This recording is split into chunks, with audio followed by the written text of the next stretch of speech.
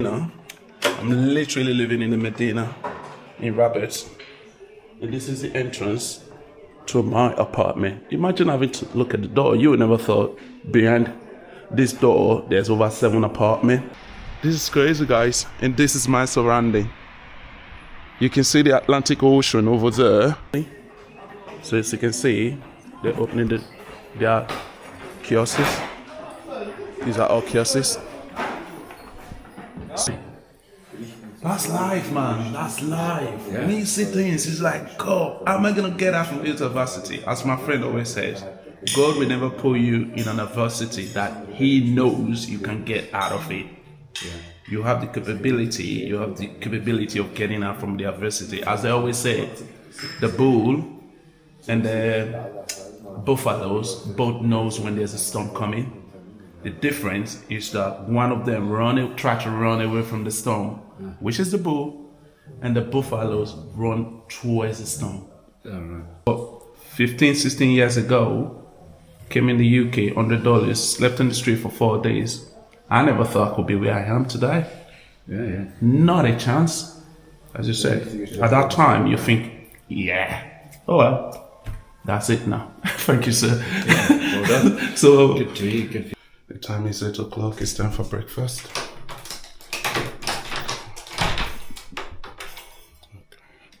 Morning, guys. Morning. But before breakfast, let me give you guys a tour around where I'm staying. Here's your apartment. Morning, sir. Morning. How's the king? King Mohammed VI.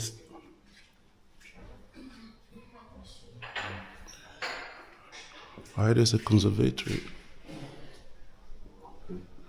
Up there, I'm going to take you guys around to the rooftop so we can have a look through the conservative area.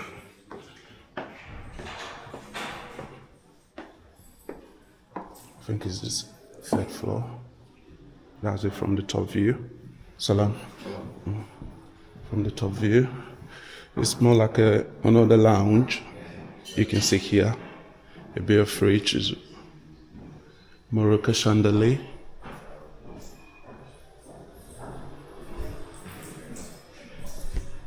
Everything in this apartment, or rather in this, what you call it, an apartment, is all has a bit of Morocco flavor in it, which is really good. Nothing modern apart from the electronics in this property. Majority of them has a Moroccan flavor in it, which is really good. And this is the conservatory, more like the rooftop. That's a dead end. Let's go this way. It's a toilet. The sun is out already, guys. The sun is out already. What a beauty. It's gonna be a beautiful day. I can guarantee that. Oh, look at it. Wow. But probably, I don't even know if alcohol is allowed in Morocco. I think I need to ask. If it is, I'll have to get some alcohol so I can, some beer, have a drink, sit up here at night. And this one, isn't that nice, guys? Wow. This is beautiful, guys. Okay. I need to step up now if I can't. Oh dear. Yeah. Look at this, guys. I'm actually living in Medina, Rabat. I'm living in the old city, the old market in Rabat. Can you believe that? I paid 89 pounds for 4 nights. 4 nights divided by 89, that should be about 21 pounds. This is crazy. I'm living in the old city Medina, inside the local market in Rabat. Famous, beautiful city of Rabat, where the kings reside, where the government reside, where diplomats reside. This is crazy, guys, and this is my surrounding. You can see the Atlantic Ocean over there, and a strip of water from the Atlantic Ocean coming this way. There's some fisherman boat I'm trying to lobby my way to get someone, a fisherman, which I've already got a number yesterday, if he can take me out into fishing. And that would be nice. That would be crazy. I've never done that before. Bear in mind, I don't know how to swim, but I'm sure I'm going to have a life jacket. This is nice. This is beautiful. So right now, I have to head back to have my breakfast, and I'll show you guys what the breakfast look like, if it tastes nice or if it doesn't. But I'm very sure it's going to taste nice because I had my first Moroccan meal yesterday, and it was awesome. I'm having it for the second time today again. I've got a lot to do today, guys. You have to stay tuned. So let's walk back for breakfast. Honey.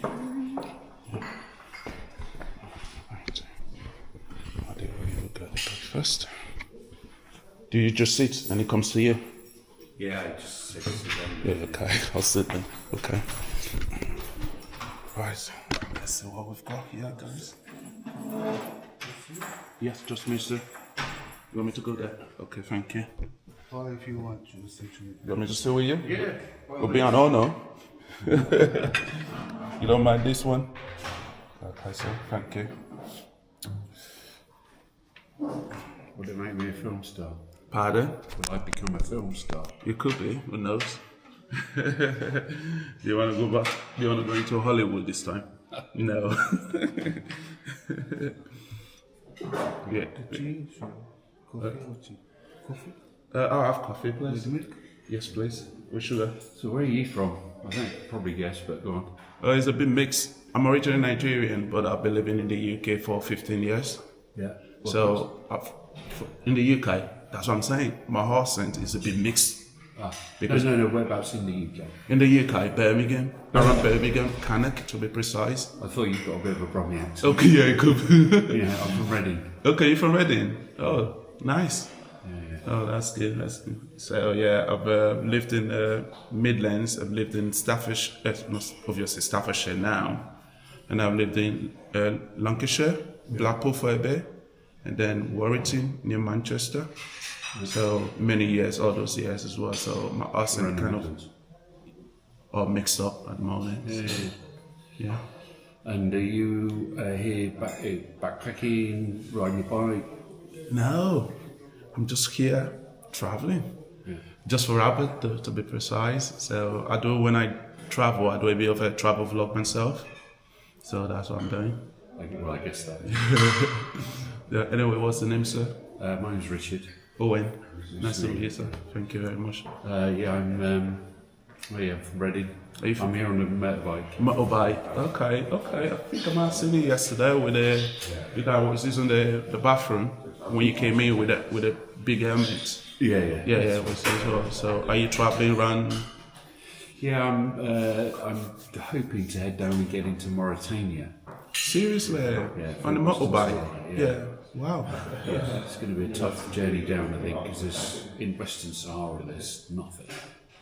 More like a desert then? Yeah. Predominantly. Oh yeah, a lot of sand. It's where the Sahara extends into. Okay, interesting. But there is pavement a bit, but the sand covers it. You will imagine that as well. So have you done that before many times? So you don't mind being on the camera as well, you said? Okay. Just when I'm having a conversation like that, it will be good not to see my ugly face, but an handsome face like yours. we do the vlogging more better. So have you done that trip more often, or is it something that you just started? Yeah, no, I've done quite a few trips. Okay. Over the years on the same motorbike. Really? This is my 33rd country. Okay. Wow. Yeah, I've been. Thank you, sir. Mostly Europe. Okay. But I've been as far north as Nordkapp, which is the top of Norway, inside the Arctic Circle. Okay, I was in Norway last January. Oh yeah. Yeah, Norway.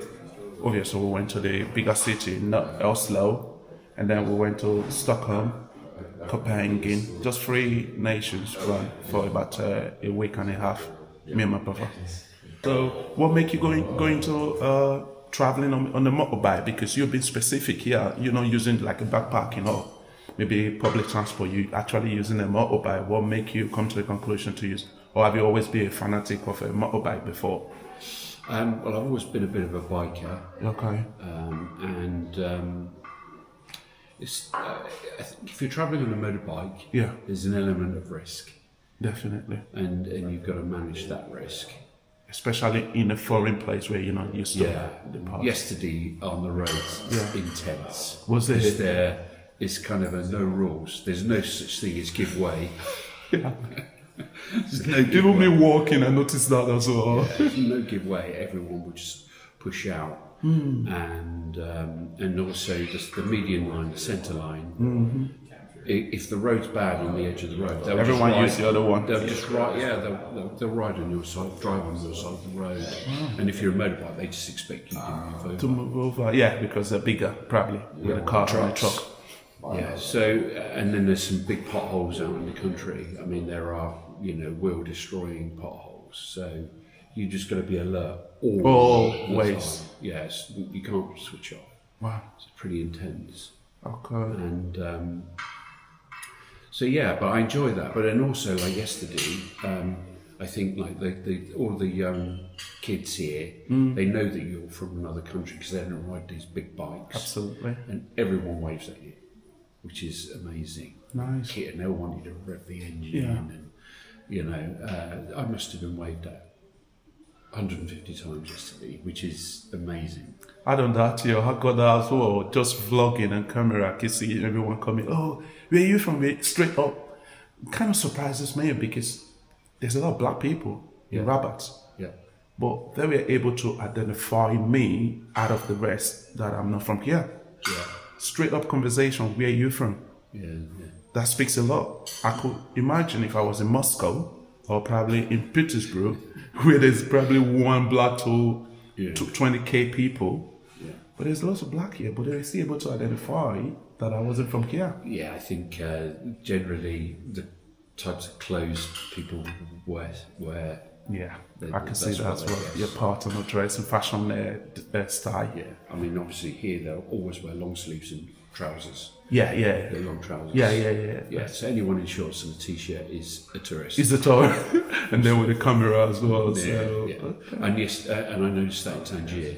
As soon as I took a camera out to take a photo, they straight away they're on you too because they know you're a tourist. Not in a bad way. no. I understand. Come on, I know what you're saying. Yeah. I know what you're saying. But I have to say, everyone's really friendly here. Really friendly. I was going to ask you that because you'll be going to many parts of Morocco now. That what do you think of here? Because for me, this is the second time I've been to Morocco, and I've noticed the level of acceptance is really high, hospitality is really high, and I don't get no step whatsoever. As in, I don't know whether I'm just concluding very early because what I've seen, I'm so pleased with it. So, Yeah, same.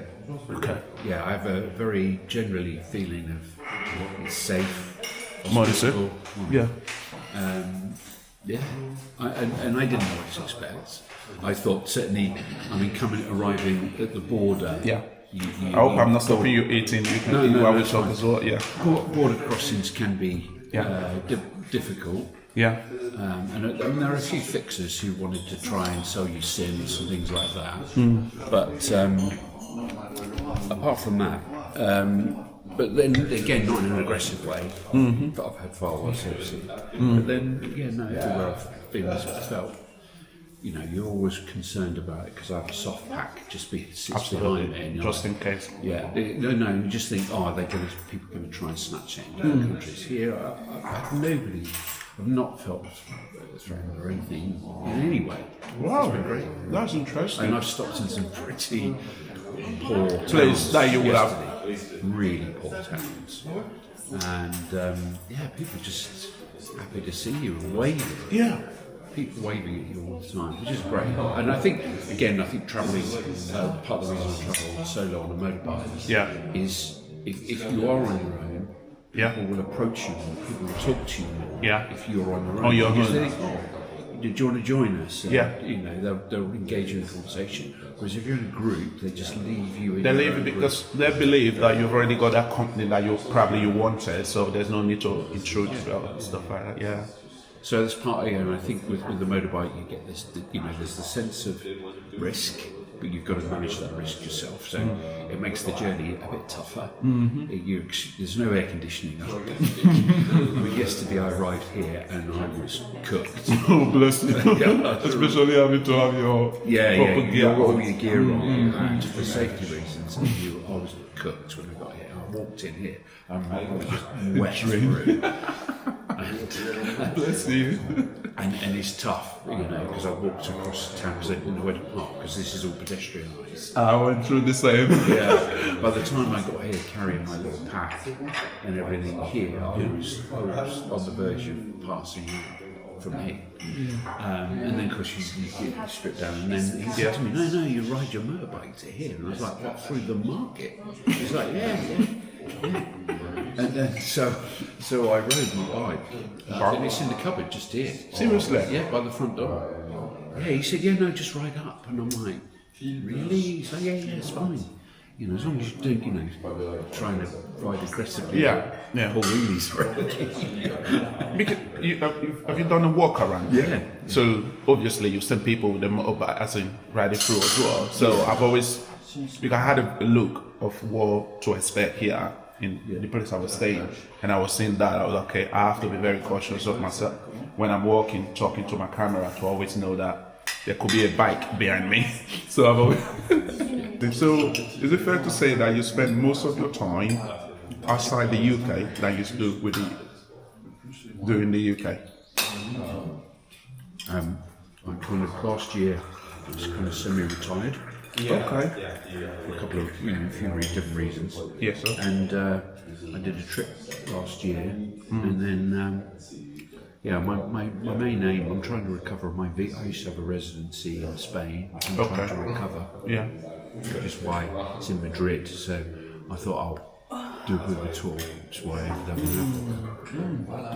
And my plan is to.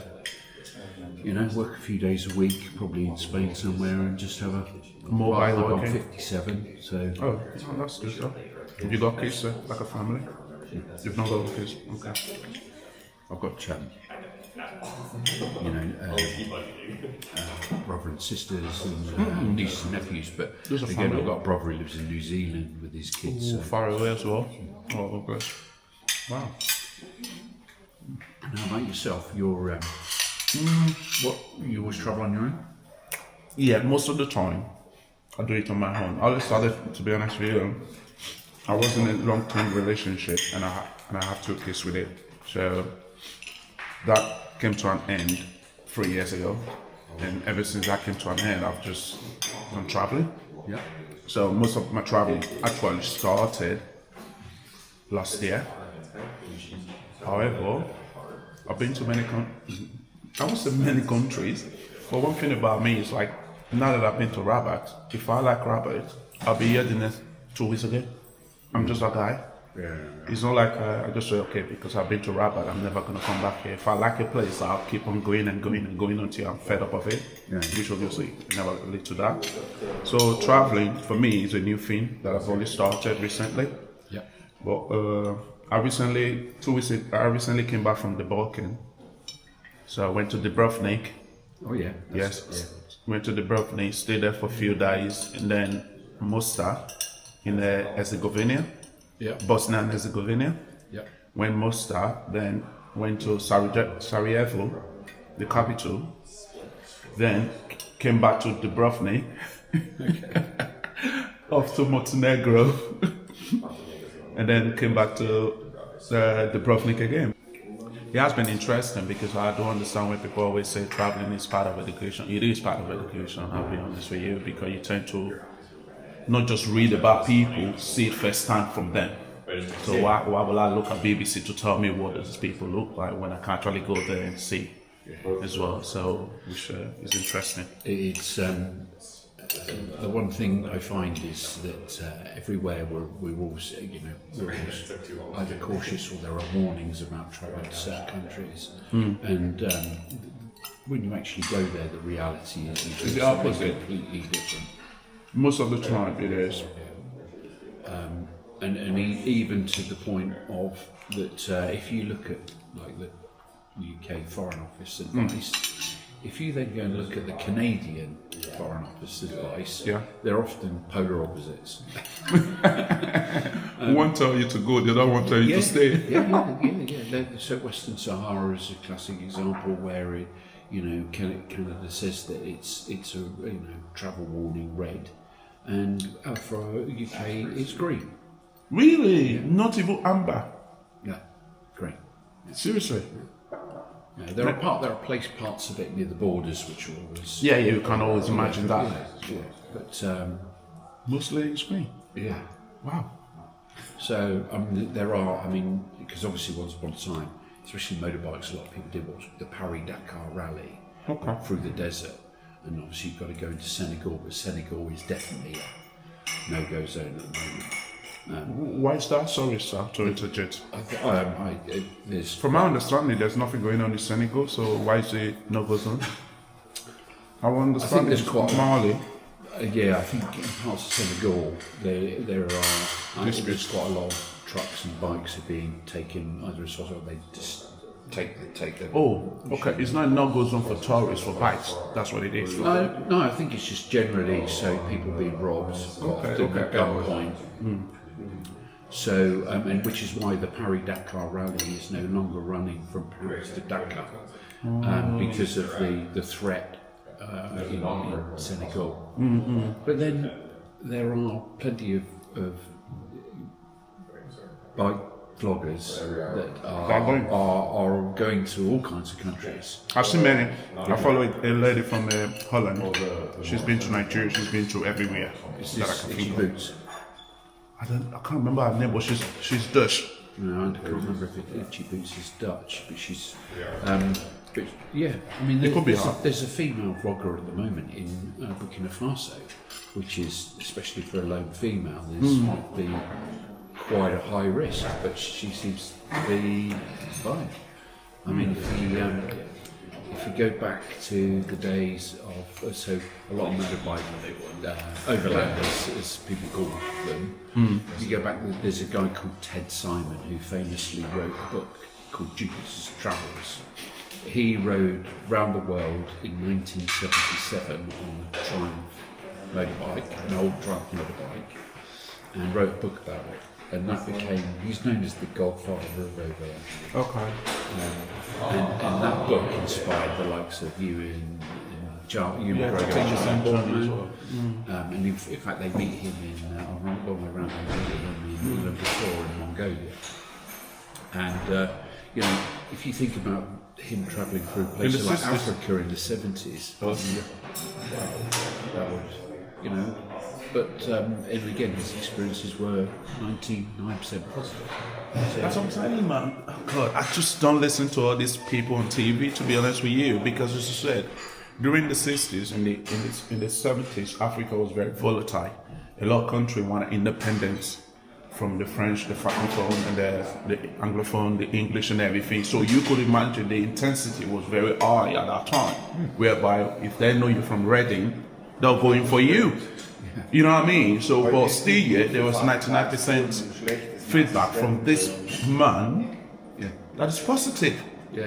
And now that we have those modern conveniences, we have security, we have everything, everyone knows, okay, it's not just the British that hate us, it's the government or stuff like that.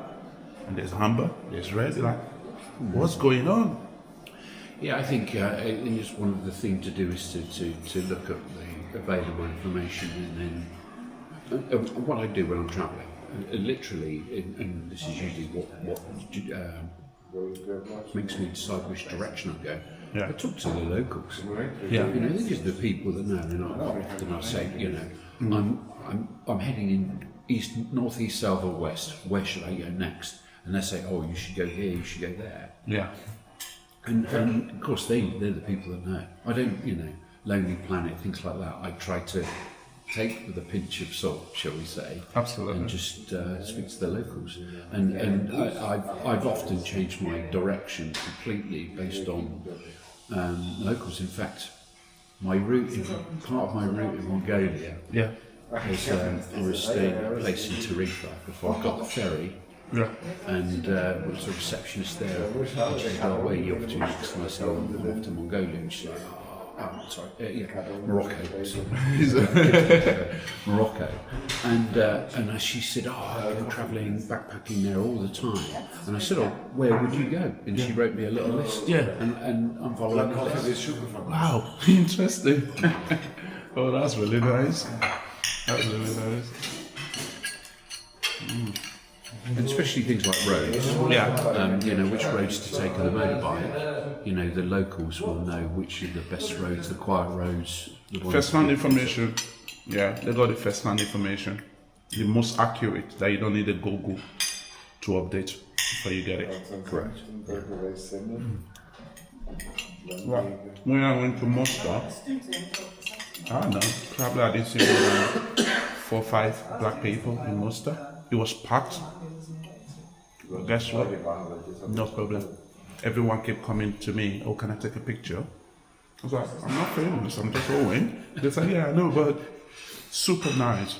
People from young lads, I think they were on a school excursion, young teenagers from Luxembourg, Montenegro, everyone just, and even the locals, they wanted me to take a picture. They're like, "Oh, can you take a picture?" I said, "Oh yeah, give me your phone." They're like, "No, I want you to be in the picture." Yeah. Well, I've had one thing I've noticed here, people, because I'm fair Yeah, complexion, yeah, blonde, you know, blue eyes, Yeah. blonde hair, yeah. when I had hair, and when it wasn't grey. Bless. And everybody, I've had a few females say to me, "Oh, you look like Bruce Willis." Bruce Willis, oh yeah. What, because I've got no hair? But on the flip side of that, somebody said, one lady said to me, she said, "Oh, I think you look like Elton John." Elton John. And I was like, "Yeah, I don't quite see." I would say Bruce Willis a bit. Even now that you took this off, you will look more Bruce Willis than Elton John. Thank you very much, guys. Elton John. I didn't really. I didn't. And I think she was probably saying of jest, but I would laugh so hard. It's so funny. Yeah. Wow. But actually, I've had the same, which is bizarre. I've had locals saying, "Can I take a picture with you?" Which is, really unusual. Yeah, really unusual. Yeah. And especially and kids with a bike. The Yeah, bike, yeah, with the bike as well. Yeah. because the locals don't ride these big, huge Yeah, bikes. I understand. They're just like, "Oh, can I get a picture? Can I sit on the bike?" Yeah. Interesting. Because for me, is traveling. Obviously, you're European and you're British, so traveling has always been part of your stuff right from there. I would say so, mostly. But where we come from in Nigeria, no, we don't. I've never been outside my state Okay. until probably when I was a proper adult. I came to the UK when I was 22. I'm 40 now, anyway. I'll be 41 next month. So we don't go traveling, not because we don't like it, but we can't afford it. So if you can't even afford to have a new clothes on, you think your parents is going to take you for traveling.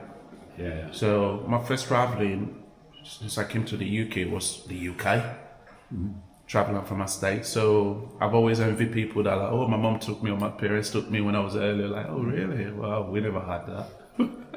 But I'm kind of happy that I can do it in my late 30s now and in my early 40s as well. So at least I get to soak it in. And me being someone that loves history, I'm fascinated about culture, history. I love history.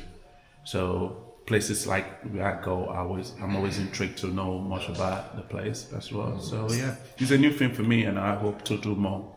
Definitely. And where are you going to head to after Rabat?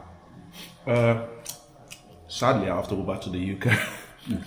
Yeah, from Rabat, but I'm coming back to Marrakesh in July for my birthday. Okay. So I'll be doing 8 days, but I intend going to Algeria while I'm in Marrakesh. I'll go down to Algeria, and I've just booked another holiday to Tangier, I don't know how to pronounce it, for October. Yeah. So yeah, I just I haven't really got. Those are the plans I got, but I could get home now, and I'm like, you know what, I don't want to be here all weekend. I'll just run away. So that's the kind of thing I do. Yeah. So yeah. sides of that.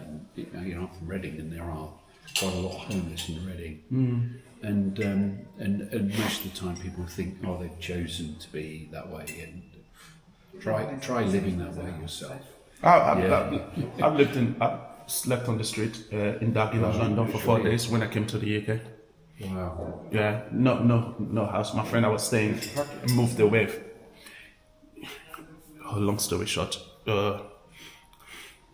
he moved away from London to Blackpool, and said, mate, you need to sort yourself out. I haven't got no job, nothing at all. And then I stayed in the apartment. I was in the room I was living with him for another 5 days before the last termination date came in. So obviously they came for the key, and I've got nowhere to go.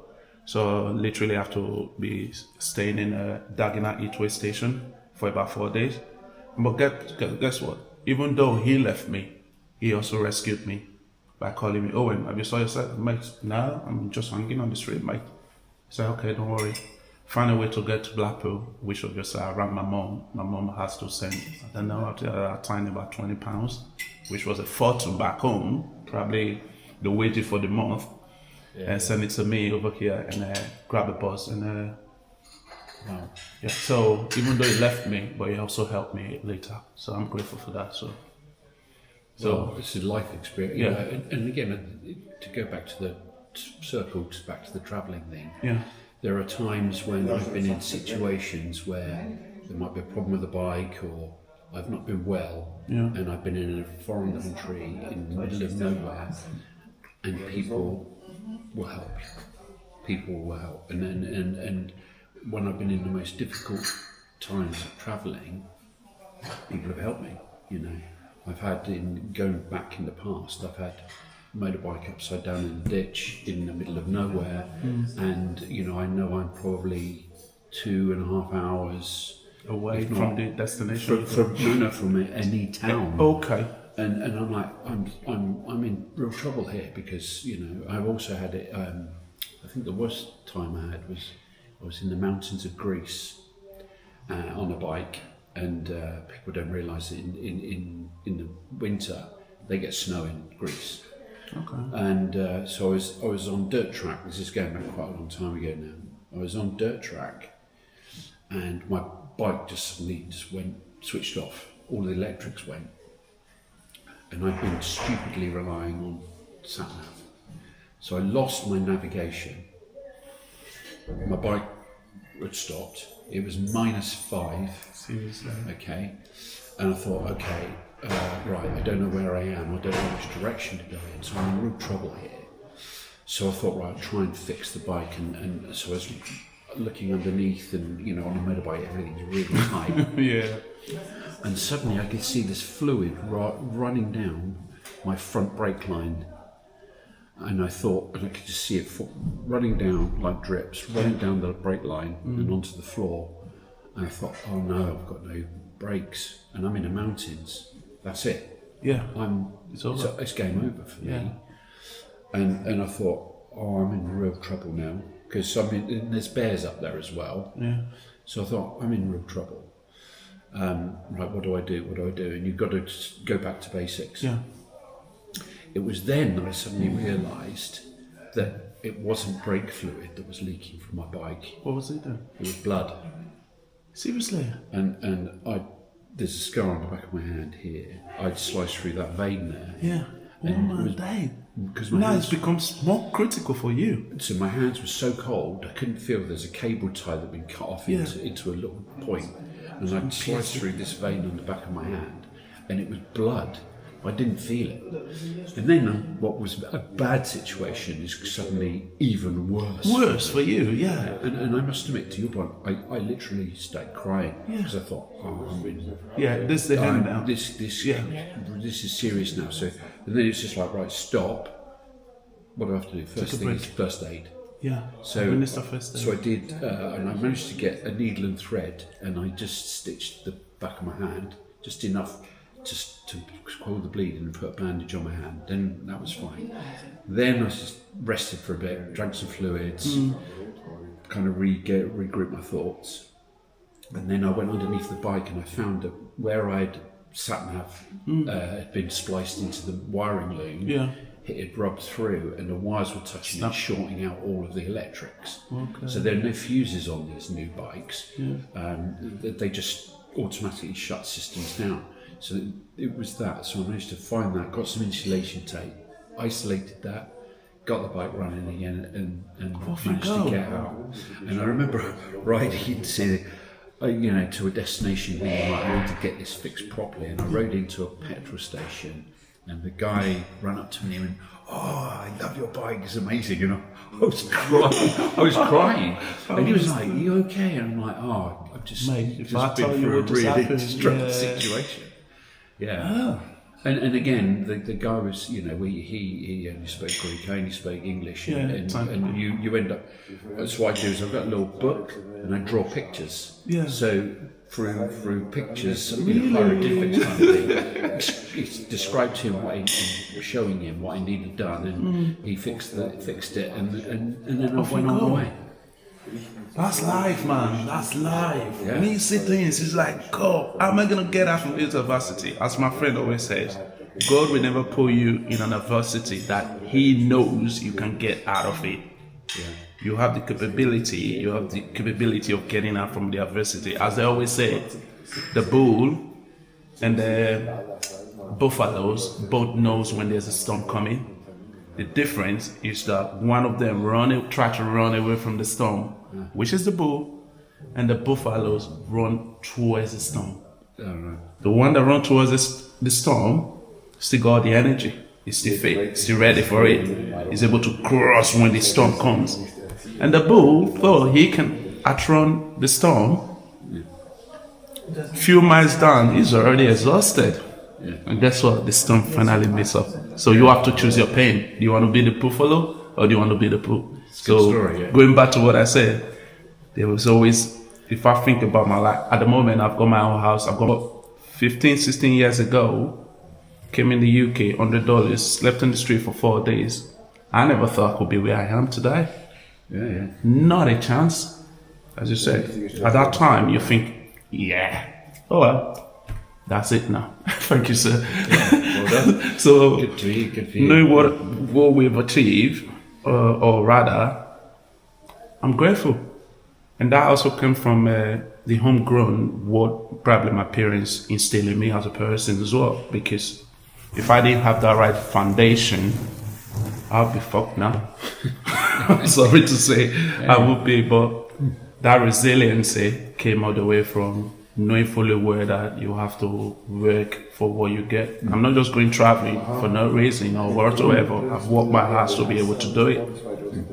Yeah, I mean, and again, I think, why do I travel? I mean, it's to experience good and bad. Yeah. And through that, you find the balance of life. So the middle ground. I think it's good for you to experience and see people who are truly having a tough time, for you to realise how lucky we are. Your whole.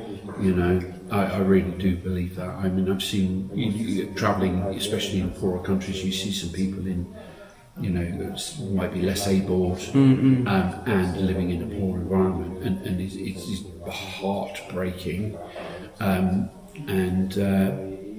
But I've also ridden my bike through Monaco, where the wealthiest reside. I mean, it's obscene. That's $1,200 over there.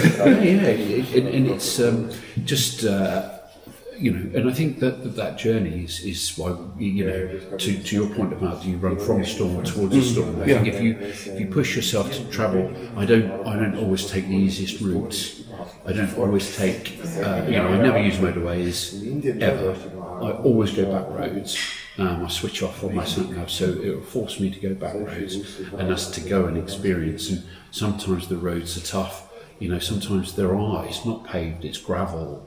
There are times when I got to the end of the day and think, geez, that was not easy. That was not an easy day. There are times when things go wrong. you know, going back years ago, I was up, you know, I was riding gravel. I was being a little bit cocky, going a bit too fast, and some sheep ran out of a hedge across, and I braked, and I slid, and my bike was upside down in a ditch. Fortunately, I knew I was going in. I leapt off the bike. I was 100% fine, but the bike was completely upside down in the ditch. And this is in Norway, and I thought, okay, what am I going to do here? The bike's too heavy for me to lift out of a ditch, and I could hear a chainsaw in the distance. Yeah, in the distance, yeah. And I was miles from anywhere in Norway, and I thought, right, I'm just going to walk towards the noise. Yeah. And I walked towards this guy. And I scared him out of his skin. Basically, he wasn't expecting a big guy behind him, and he was like, you know, in a very Norwegians, you all know they speak very direct, not be rude, but they, you know. And he's like, "What are you doing here? Yeah. This is private land." And I said, "I'm sorry, I sort of wanted to take a picture or whatever, and I'm just travelling, experiencing the land." And he said to me, "Okay," he said, what do you want from me?" And I said, "Have you got a Jeep with a winch on the front?" And he's like, "Yes." "Why?" And I said, "Oh, my bike's upside down." And he said, then he just turned and walked off. And I thought, he didn't say, "Yeah, I'll go and get it," or "I'm happy to help you." He just walked off, and I thought, just walking to the car to grab it. Yeah, you need help. I'm going to provide you help. And I thought, is he going to help me or not? Yeah. And of course, he came straight back. Yeah. And we literally just tied it and dragged the bike out sideways, and again stood it up. And I mean, you know, in that situation wasn't quite the same as Greece, because I could just set my tent up there and wait for somebody to finally come past and give me a hand. But again, I think if somebody's needing help, and if you ask people to help, people will always help. Gonna help. You know, I mean, I think, and one lesson I've learned from travelling is, if you are in a poor situation, ask for help, because people will help you. Okay. And that gives you a great perspective on humanity. Of humanity, positive, yes. Positive. Oh, okay. That's good. Well, thank you. Anyway, it's been a pleasure, sir, today. I will have to leave now. And you're leaving today? Yeah, I'm going to literally get on my bike and ride it down through the market. So that's done then. So we're not going to see then, apart from we following each other. Yeah. Anyway, I'll drop a comment as well, so that I know it's you, and then I'll look up for you. Thank you very much, sir. Have a good trip anyway. Yeah, it's been a pleasure. Yeah, well, I never thought I'd end up on a YouTube. Now you, a few of my friends. Now you are. I'll get a few other subscribers. Oh, thank you very much, sir. I appreciate that. God bless you. Have a good day, sir. Oh, good conversation. Great conversation from the guy from Reading. So, as I promised you guys before, I need to show you. Oh, I need my key.